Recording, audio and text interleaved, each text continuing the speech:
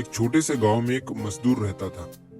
वो रोज मिट्टी खोद कर निकालता, अपने गधे पर लादता और उसे बेच दिया करता था।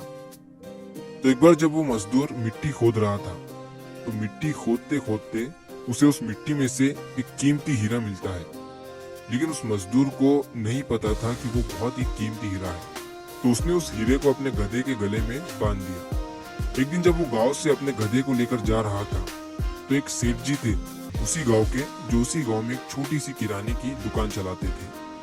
तो उन्होंने जब उस गधे के गले में उस हीरे को देखा, तो उस मजदूर से पूछा कि ये तुम्हारे गधे के गले में क्या है, बड़ा चमक रहा है। मजदूर ने कहा कि ये चमकीला पत्थर है, मुझे मिट्टी खोदते समय मिला था।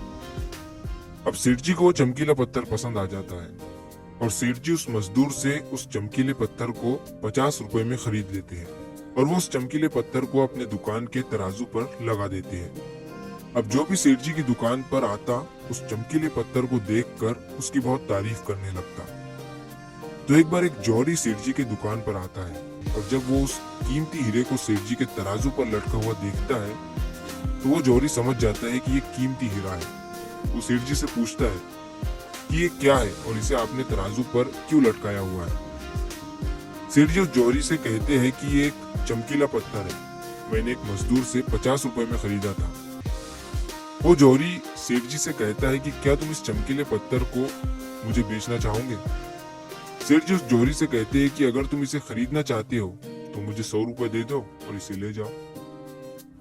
अब वो जौहरी जो था वो बहुत ही कंजूस था। उसने सेठ जी से कहा कि मैं इस चमकीले पत्थर के तुम्हें 80 रुपए दे सकता हूँ, चाहिए तो बोलो, नहीं तो मैं जा रहा हूँ।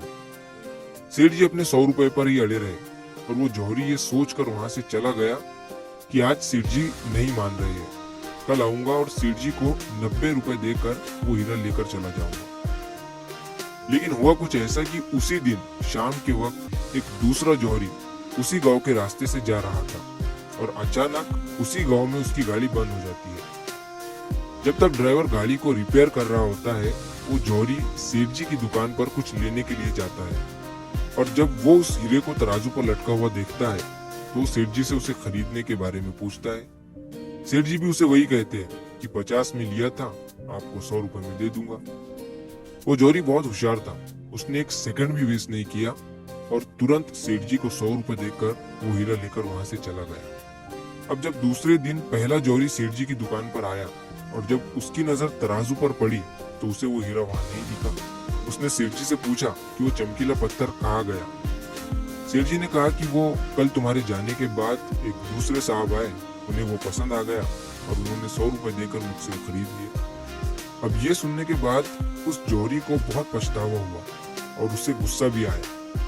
तो उसने गुस्से में सेठ जी से कहा कि तुम कितने बड़े बेवकूफ हो, वो कोई चमकीला पत्थर नहीं था, बल्कि वो बेशकीमती हीरा था और तुमने उसे 100 रुपए में ही दे दिया।